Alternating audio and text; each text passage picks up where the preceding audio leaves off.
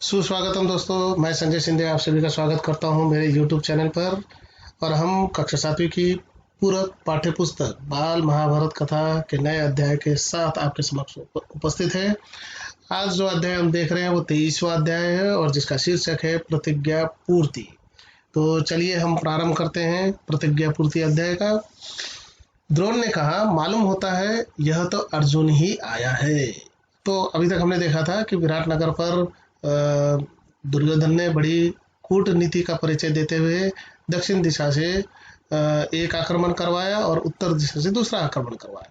और उत्तर दिशा में वो स्वयं खड़े थे और उत्तर दिशा से आक्रमण करने के लिए जो रणनीति का हिस्सा था, इस वजह से वहां पर कोई सेना नहीं थी। तो अर्जुन जो है वो विराट राजा के पुत्र उत्तर के साथ स्वयं पहुंच गए हैं युद्ध के लिए। और युद्ध में उन्होंने जो है अपने गांडीव की प्रतिध्वनि सुनाई है। और ये जो टंकार सुनकर द्रोण पहचान गए कि यह तो अर्जुन है। तो चलिए आगे बढ़ते हैं। अब आचार्य की शंका और घबराहट दुर्योधन को ठीक न लगी। तभी कर्ण बोला, पांडव जुए के खेल में जब हार गए थे तो शर्त के अनुसार उन्हें 12 बरस का वनवास और 1 बरस अज्ञातवास में बिताना था। अभी 13वां बरस पूरा नहीं हुआ है और अर्जुन हमारे सामने प्रकट हो गया है, तो डर किस बात का है। शर्त के अनुसार पांडवों को फिर से 12 बरस वनवास और 1 बरस अज्ञातवास में बिताना होगा। अजीब बात है कि सेना के योद्धा भय के मारे कांप रहे हैं, जबकि उन्हें दिल खोलकर लड़ना चाहिए। आप लोग यही रट लगाए रहे हैं कि सामने जो रथ आ रहा है उस पर अर्जुन धनुष ताने में बैठा है, पर वहां अर्जुन की बजाय परशुराम हो तो भी हम क्यों डरे। मैं तो अकेला ही जाकर उसका मुकाबला करूंगा और मैंने दुर्योधन को जो वचन दिया था उसे आज पूरा करके दिखाऊंगा। तो कर्ण ने इस प्रकार से अपने वचनों को सामने रखा है।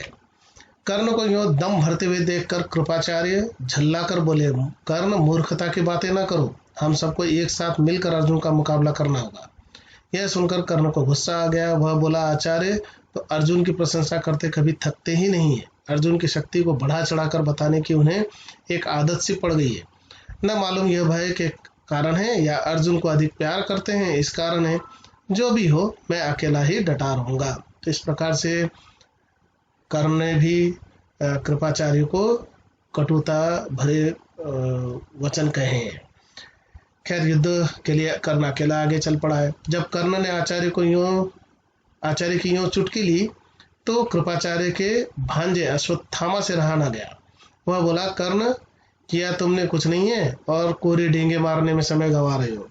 तो अश्वत्थामा भी इन दोनों के बीच में कूद पड़ा है। तो इस प्रकार से जो तीखे वचनों का दौर चल रहा है वो आपके सामने है। इस प्रकार कौरव सेना के वीर आपस में ही वाद विवाद तथा झगड़ा करने लगे। यह देखकर भीष्म बड़े खिन्न हुए।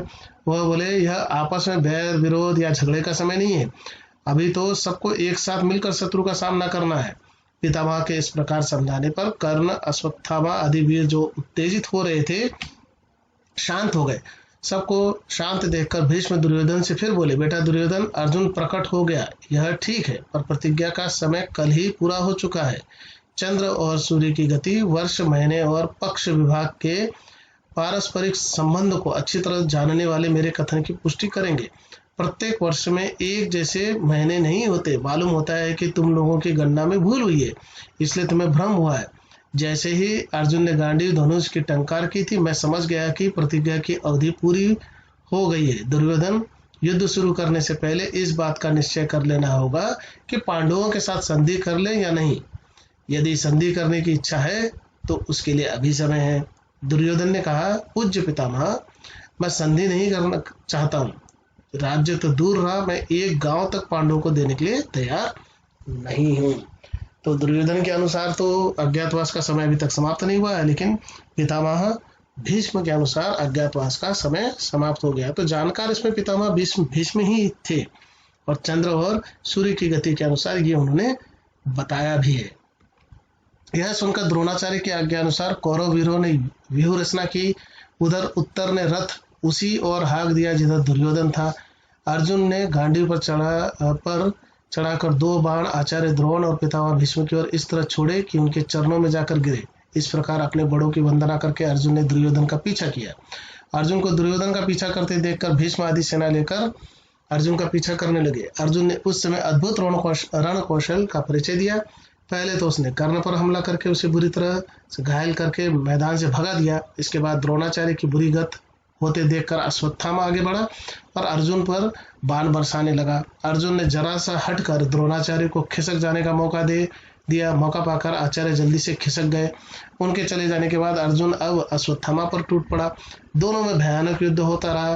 अंत में अश्वत्थामा को हार माननी पड़ी। उसके बाद कृपाचार्य की बारी आई और वह भी हार गए। पांचों महारथी जब इसी भांति परास्त हो गए तो फिर सेना किसके बल पर टिकती। सारी कौरव सेना अर्जुन ने जल्दी ही तितर बितर कर दिया।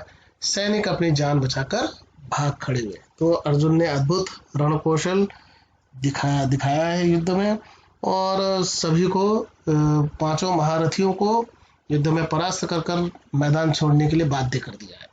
इस भांति भीषण युद्ध करते हुए भी अर्जुन ने दुर्योधन का पीछा करना न छोड़ा। पांचों महारथियों द्वारा अर्जुन को एक साथ रोकने का प्रयत्न करने पर भी उसे रोका न जा सका। अर्जुन आखिर दुर्योधन के निकट ही पहुंच ही गया। उसने दुर्योधन पर भीषण हमला कर दिया। दुर्योधन घायल हो गया और मैदान छोड़कर भाग खड़ा हुआ। भीष्म ने उससे कहा कि अब वापस हस्तिनापुर लौट चलना चाहिए। भीष्म की सलाह मानकर सारी सेना हार मानकर हस्तिनापुर की ओर लौट चली। इधर युद्ध से लौटते हुए अर्जुन ने कहा, उत्तर अपना रथ नगर की ओर ले चलो। तुम्हारी गाय छुड़ा ली गई है, शत्रु भी भाग खड़े हुए हैं। इस विजय का यश तुम्ही को मिलना चाहिए, इसलिए चंदन लगाकर और फूलों का हार पहनकर नगर में प्रवेश करना। तो यहाँ पर अर्जुन ने जो है ऐसा दिखाने का प्रयास किया है कि युद्ध में जो है उत्तर ने अपने रण कौशल का प्रदर्शन किया है और उसी ने युद्ध जीता है। बृहन्नला ने कुछ भी नहीं किया, अर्थात अर्जुन ने कुछ भी नहीं किया। रास्ते में अर्जुन ने फिर से बृहन्नला का वेश धारण कर लिया और राजकुमार उत्तर को रथ पर बैठाकर सारथी के स्थान पर खुद बैठ गया। उन्होंने विराटनगर की ओर कुछ दूतों को यह आज्ञा देकर भेज दिया कि जाकर घोषणा कर दो कि राजकुमार उत्तर की विजय हुई है। इस प्रकार से युद्ध जीत लेने के बाद अर्जुन विराट नरेश के पुत्र उत्तर के साथ पुनः विराट नगर में प्रवेश करने के लिए चल पड़े। धन्यवाद, यहाँ रुकते हैं, फिर से मिलते हैं एक नए वीडियो के साथ।